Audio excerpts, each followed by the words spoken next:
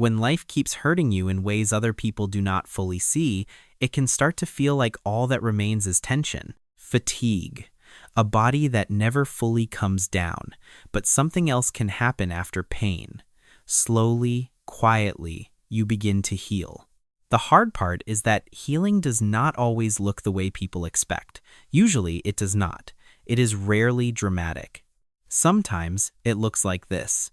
You finally get a little peace, and your body still does not trust it. You get a quiet day and start waiting for something bad. You say no and feel guilty after. You are exhausted, but rest still feels unsafe. And that is what makes healing so hard to recognize.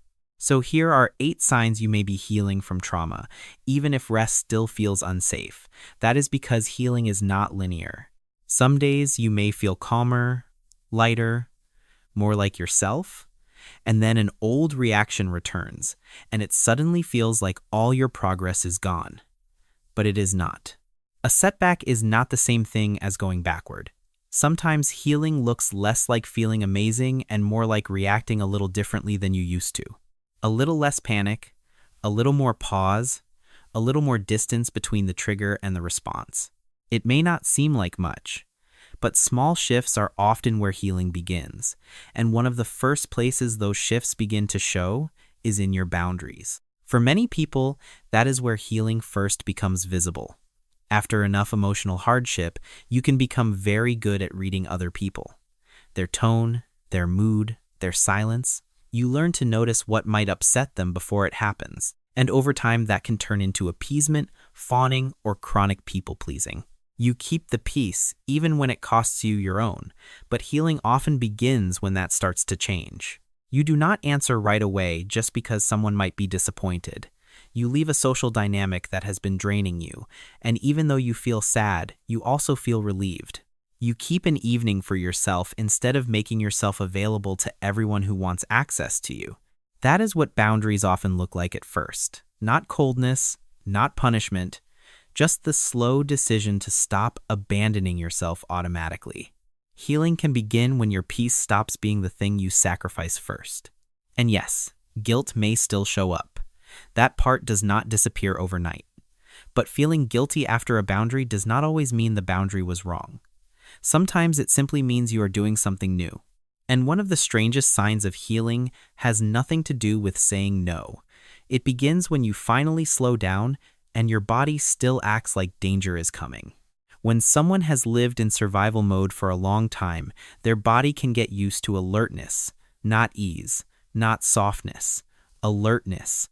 That is why rest can feel so complicated. You finally have a quiet evening.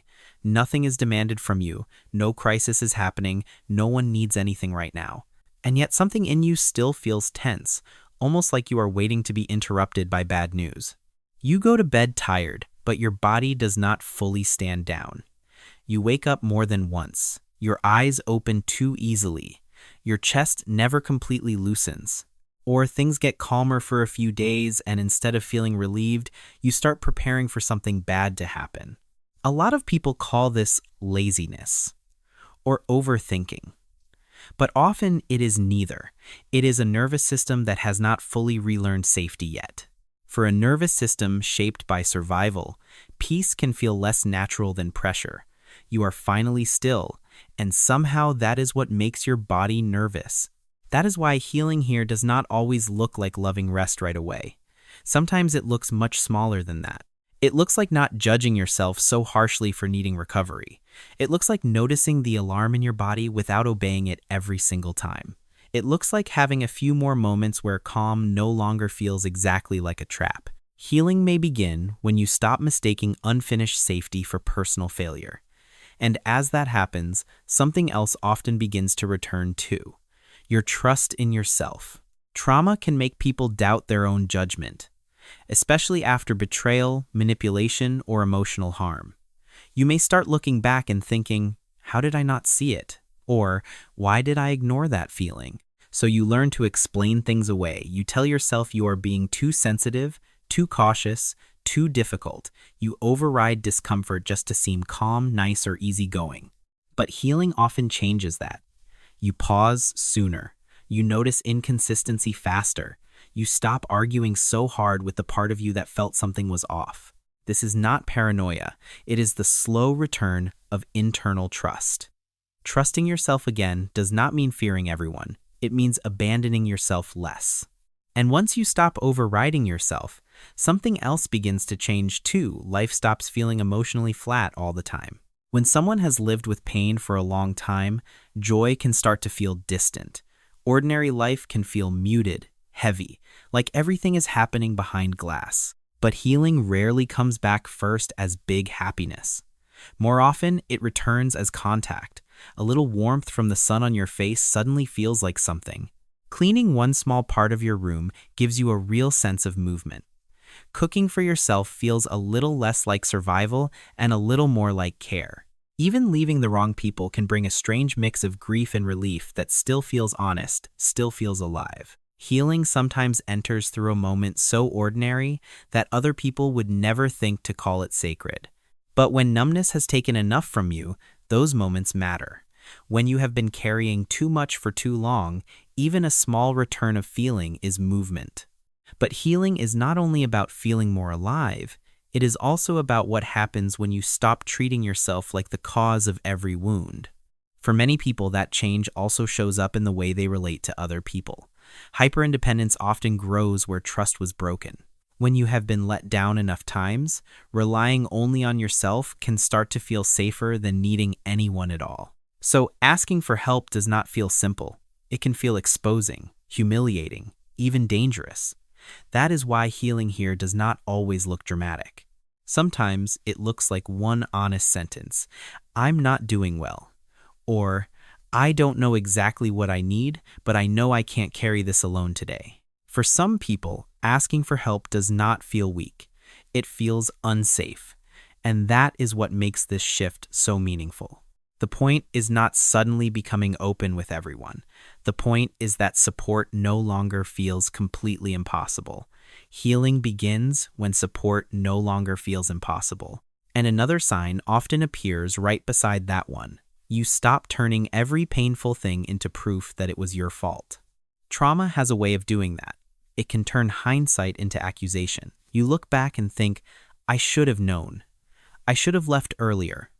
If I had just been stronger, smarter, less trusting, maybe this would not have happened." But healing begins when hindsight stops being used as evidence against you, because awareness after the fact is not proof of fault. Some things were outside your control. Some things could not have been prevented by trying harder, loving harder, or seeing sooner. And compassion is not denial. It is often more honest than shame. Some pain did not happen because you failed. Some pain happened because you were hurt.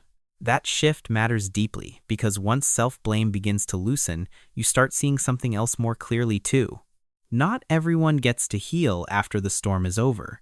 Some people are still in the same house, the same financial pressure, the same unstable reality, the same environment that taught their body to stay braced in the first place.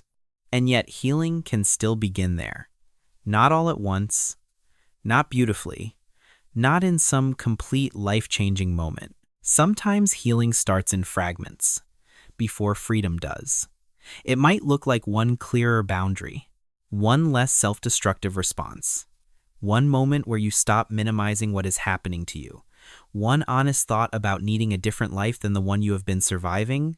That matters, because all or nothing thinking can make real progress invisible. If people imagine healing only counts once everything is safe, stable, and resolved, they may miss the quieter ways it has already begun. And the deepest shift of all is not that your pain disappears. It is that your pain stops being the only thing telling you who you are. Healing does not erase the past, but it does change your relationship to it. What once felt like the whole story slowly becomes part of a larger one. Your pain becomes a chapter, not your entire identity.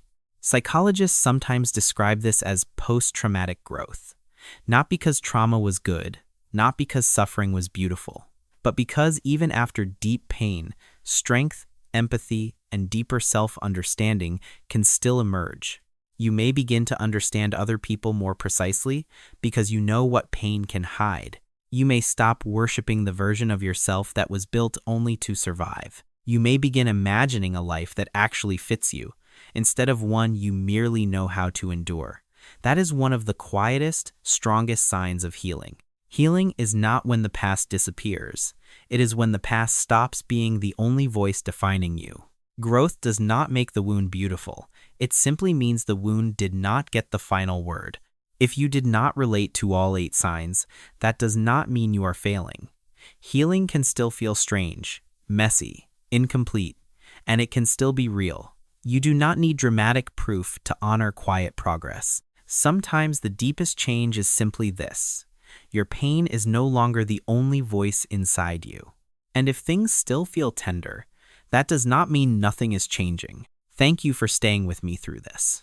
And if one of these signs felt familiar, you can share which one in the comments. Sometimes naming quiet progress is part of healing too. Until next time, take care of yourself.